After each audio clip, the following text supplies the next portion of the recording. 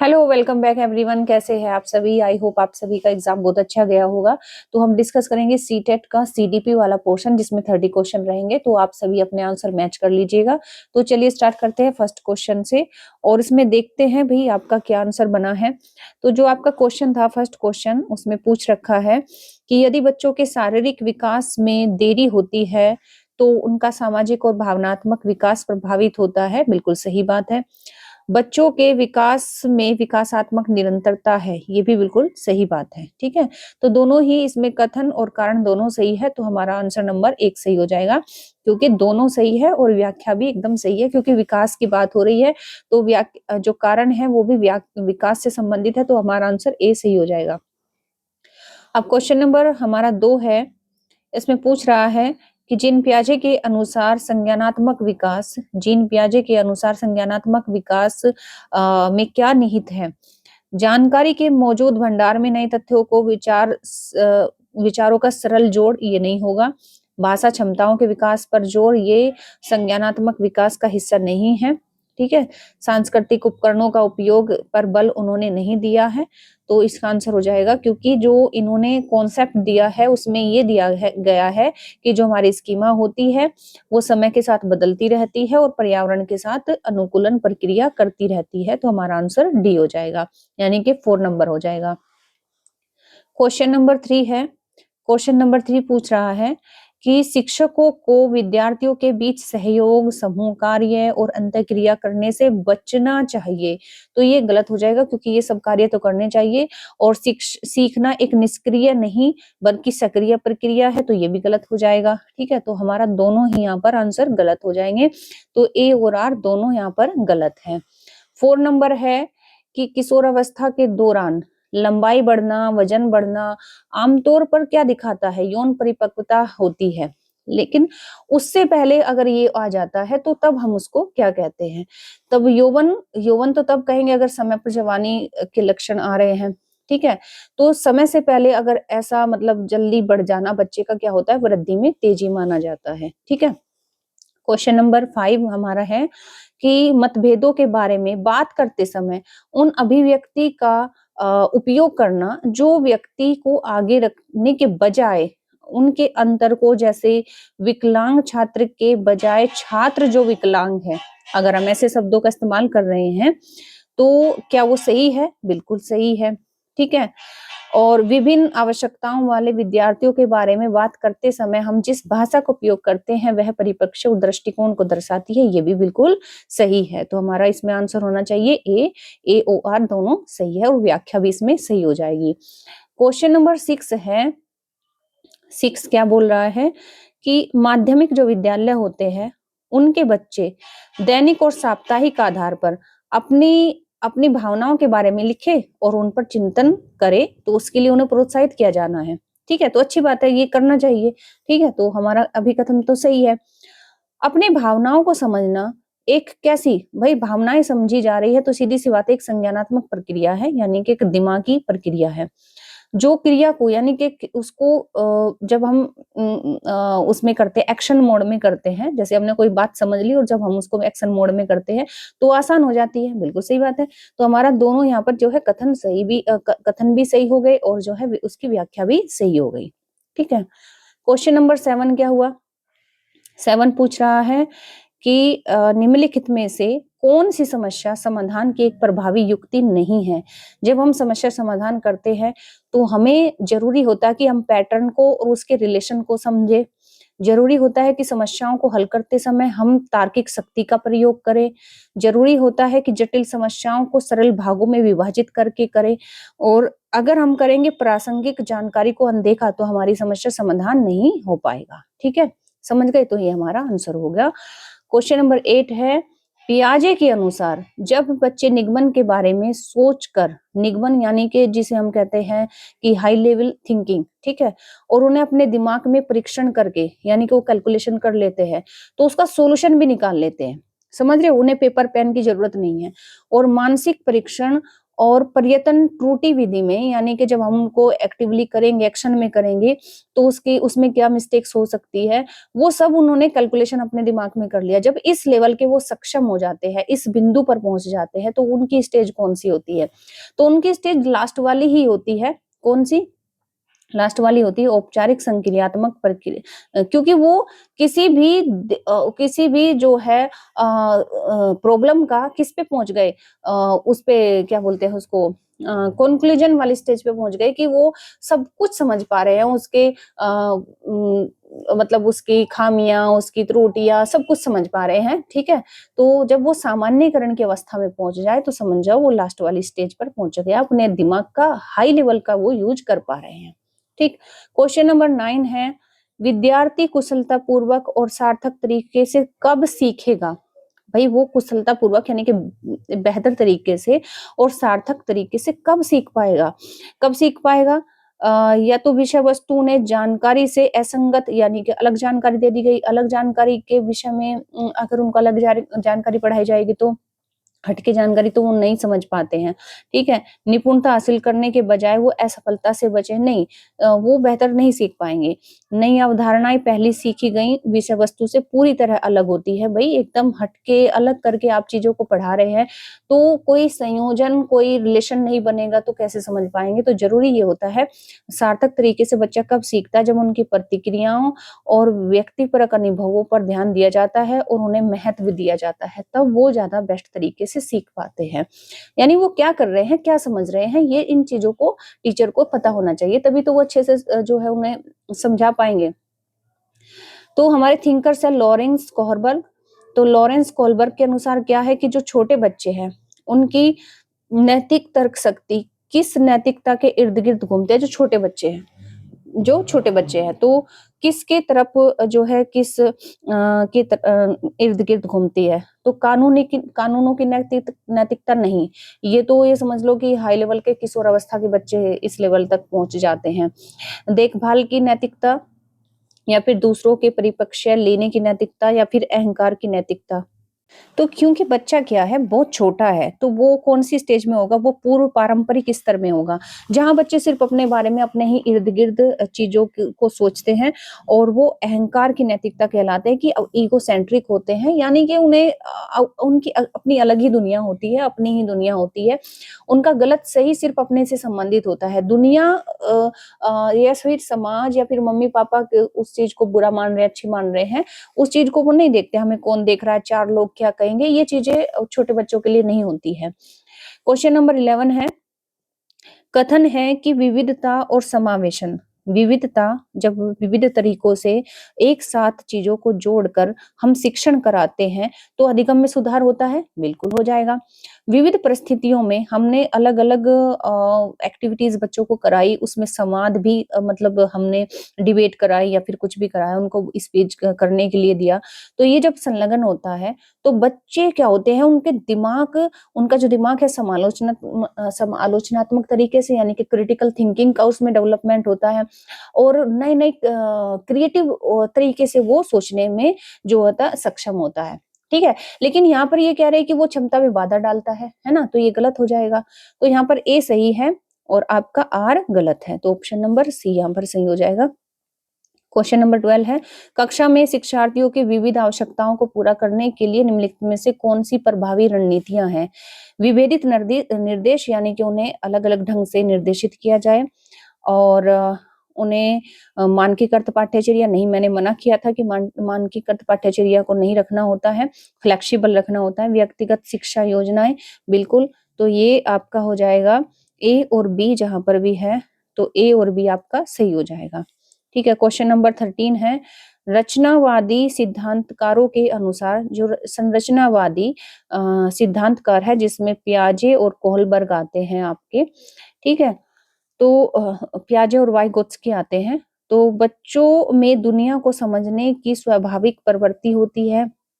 बच्चे तभी सीखते हैं जब बाहरी रूप से प्रेरित होते हैं। बच्चे सबसे अच्छा तब सीखते हैं जब उनके सामने अंतिम रूप से पूर्ण रूप में जानकारी प्रस्तुत की जाती है या फिर बच्चों में अनियंत्रित व्यवहार करने की प्रवृत्ति होती है, जिसे सुधारने की आवश्यकता होती है। तो कंस्ट्रक्टिविस्ट के जो अकॉर्डिंग है, उनमें वैसे तो बच्चों को समझने में उनकी स्वाभाविक ही प्रवृत्ति होती है, इसलिए इसका आंसर ए हो जाएगा। क्योंकि वो जो बच्चे होते हैं, दुनिया को समझने में उनकी स्वाभाविक अपनी ही प्रवृत्ति होती है, ठीक है? तो इसीलिए वो अपने ही एक्सपीरियंस से सीखते हैं, जैसे कि हमारे पियाजे भी बोलते हैं। क्वेश्चन नंबर 14 है कि प्रभावी समस्या समाधान के लिए आम तौर पर, जैसे हमें सबसे इफेक्टिव सॉल्यूशन चाहिए किसी भी प्रॉब्लम का, तो आम तौर पर इस्तेमाल की जाने वाली 2 प्रभावी रणनीतियाँ कौन-सी है? तो 2 प्रभावी रणनीतियाँ क्या होगी? एक तो स्वानुभाविक कलन विधि या फिर स्वानुभाविक कार्यात्मक स्थिरता, कलन विधि और अनुक्रिया समुच्चय या फिर समानुभाविक अनुक्रिया, ये आपको बताना है। तो सबसे बेस्ट हमारी यही मानी जाती है जो स्वानुभाविक और कलन विधि होती है। कलन विधि में जो टफ से टफ चीजें होती है उनको छोटा-छोटा करके टुकड़ों में सिखाया जाता है। स्वानुभाविक एक जो है मानसिक प्रोसेस होता है, उस तरीके से मतलब जो जटिल से जटिल समस्या होती है सबसे बेस्ट तरीके से इसी से सिखाया जाता है। क्वेश्चन नंबर 15 है, एक शिक्षिका एक शिक्षिका एक पाठ की समझ के अलग-अलग स्तर पर विद्यार्थियों के एक समूह के लिए एक पाठ योजना तैयार कर रही है, यानी कि अलग-अलग लेवल के बच्चे हैं, उनकी समझ भी अलग-अलग है। तो उसने जो एक्सप्लेनेशन है वो अलग तरीके से तैयार की है। तो वाइगोत्स्की के सिद्धांत के अनुसार इस पाठ योजना को बनाते समय शिक्षिका को किस बात पर विचार करना चाहिए? जब वो सामाजिक सांस्कृतिक थ्योरी के आधार पर अगर वो पाठ योजना तैयार कर रही है, तो उसे क्या सबसे ज़्यादा बात का ध्यान रखना चाहिए? तो उसे समझना चाहिए कि शिक्षिका को प्रत्येक विद्यार्थी से निर्दिष्ट समस्या पर व्यक्तिगत रूप से कार्य करने के लिए कहा जाए, या फिर शिक्षिका को सभी विद्यार्थियों को समान स्तर की चुनौती देना तो बिल्कुल ही गलत होता है, क्योंकि बच्चे अलग-अलग समझ के हैं। शिक्षिका को प्रत्येक विद्यार्थी को समझ के वर्तमान स्तर जो भी वो वर्तमान रूप से समझ पा रहे हैं, उस स्तर को ध्यान में रखते हुए अगले स्तर पर पहुँचने में, क्योंकि उनका जो खुद का वर्तमान स्तर है, जो खुद से वो समझ पा रहे हैं और उन्हें एक मदद के द्वारा जो अगले स्तर पर ले जा सकता है, उन सब चीज़ों को ध्यान में रखते हुए उचित सहायता प्रदान करनी चाहिए। तो ये हमारा आंसर हो जाएगा ऑप्शन नंबर 3।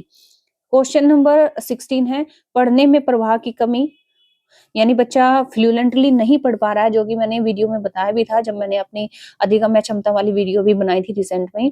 और शब्दों के प्रत्यावर्तन, यानी कि शब्दों को उलट-पलट दिया गया है, वो नहीं समझ पा रहा है।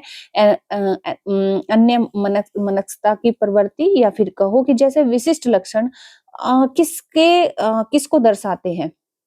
तो ये सीधी-सी बात है, ये पठन वैकल्य के लक्षण हैं, जो रिसेंट में मैंने वीडियो बनाई थी उसमें ये सब चीज़ें मैंने बताए थे, ये लक्षण होते हैं पठन वैकल्य के, यानी कि डिस्लेक्सिया के होते हैं।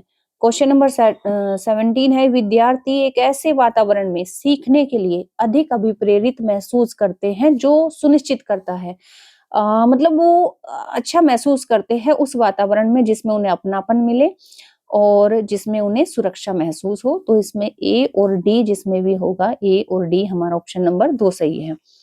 क्वेश्चन नंबर 18 है, रूढ़िवादी शिक्षा से, जो रूढ़िवादी मतलब कंजर्वेटिव टाइप की एजुकेशन होती है, जो पुरानी पद्धति से जैसे पढ़ाते आ रहे हैं, उससे हम चले किसकी ओर? प्रगतिशील शिक्षा की ओर। उसकी ओर बढ़ने के लिए क्या आवश्यक है? हम क्या करें?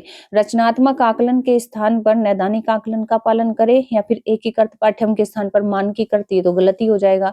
प्रदर्शन उन्मुख लक्ष्य के स्थान पर, यानी कि बच्चे क्या है कि सिर्फ और सिर्फ मार्क्स के लिए या फिर जो है ग्रेडिंग के लिए उन्मुख रहते हैं, लेकिन उन्हें जरूरी होता है कि हमें उन्हें प्रोग्रेसिव बनाना है हर एक फील्ड में, तो जरूरी होता है कि उनकी दक्षता उन्मुख लक्ष्य पर ध्यान दिया जाए कि वो हर एक चीज में मास्टरी हासिल करें, ना कि सिर्फ और सिर्फ वो प्रदर्शन पर ध्यान दे कि मेरा गोल है 10th पास करना, 12th पास करना, इतने परसेंटेज लाना। नहीं, ये मतलब नहीं होना चाहिए। मतलब होना चाहिए कि मुझे जो है हर एक सब्जेक्ट में मेरी मास्टरी हो, यानी कि मैं इतना दक्ष बन जाऊं। ठीक है। क्वेश्चन नंबर 19 है, नई जानकारी सीखते समय जब आप नई जानकारी सीख रहे हो तो बच्चों के लिए सुनिश्चित करने के लिए कि वे विषय वस्तु को, यानी कि जो आप सब्जेक्ट उसे पढ़ा रहे हो, जो भी आप टॉपिक पढ़ा रहे हैं, जो भी चीज पढ़ा रहे हैं, तो निम्नलिखित में से कौन सी रणनीति बहुत ज्यादा हेल्प करेगी? जानकारी को एक बार पढ़ने से एक जानकारी को एक बार फिर से पढ़ना बिल्कुल हेल्प करेगी, और प्रश्न पूछना और स्पष्टीकरण मांगना ये भी बिल्कुल हेल्प करेगा। समझने का नाटक करना, ये तो बिल्कुल हेल्प नहीं करेगा। अपरिचित शब्दों के लिए अपना अर्थ बनाना, ये भी हेल्प नहीं करेगा। तो ए और बी बिल्कुल हेल्प करेगा। क्वेश्चन नंबर 20 है, एक शिक्षक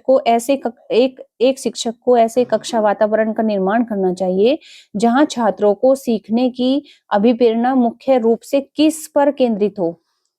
जब एक शिक्षक पढ़ा रहा है तो उसे कक्षा में इस प्रकार का वातावरण करना चाहिए जहां जो छात्र है वो सीखने के लिए अभिप्रेरित हो, अज्ञानी दिखने की श्रम से बचने पर, या फिर एक दूसरे से साथ प्रतिस्पर्धा करने पर, या फिर सीखने की प्रक्रिया को समझने व उसकी सराहना करने पर। यानी कि बच्चों का ध्यान सिर्फ सीखने पर और समझने पर होना चाहिए, समझ गए, ना कि इन चीजों पर होना चाहिए।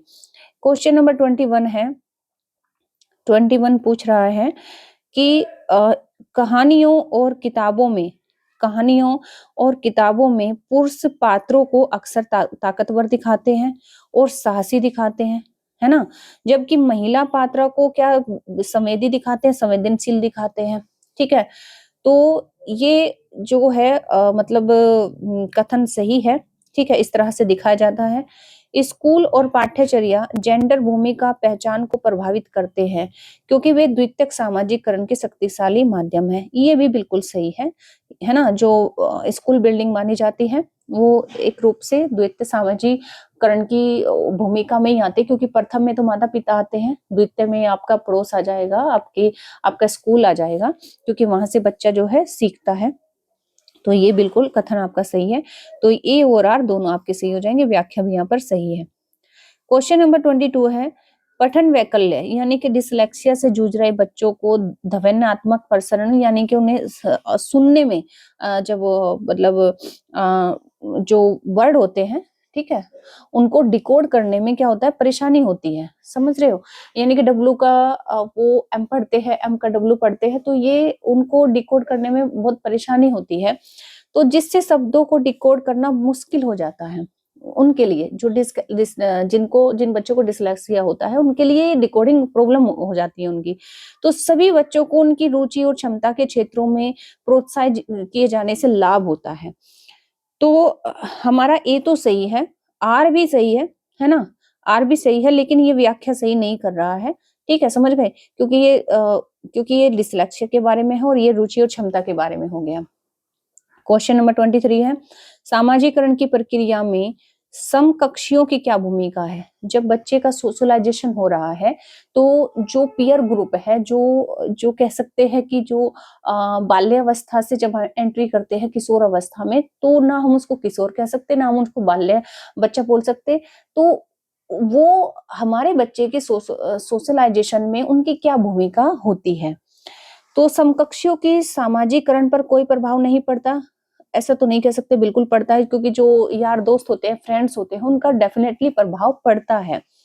विकास के सभी चरणों में माता-पिता और अन्य वयस्कों की तुलना में समकक्षियों का सामाजिकरण पर बहुत कम प्रभाव पड़ता है। नहीं, दोस्तों का प्रभाव सबसे ज्यादा पड़ता है।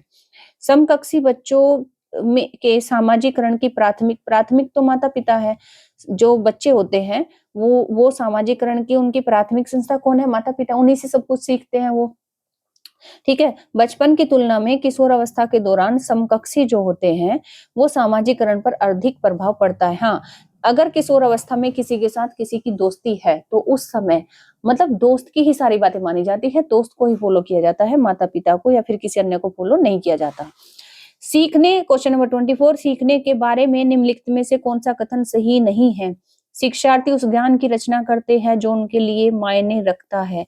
नई सीख वर्तमान समझ पर निर्भर करती है।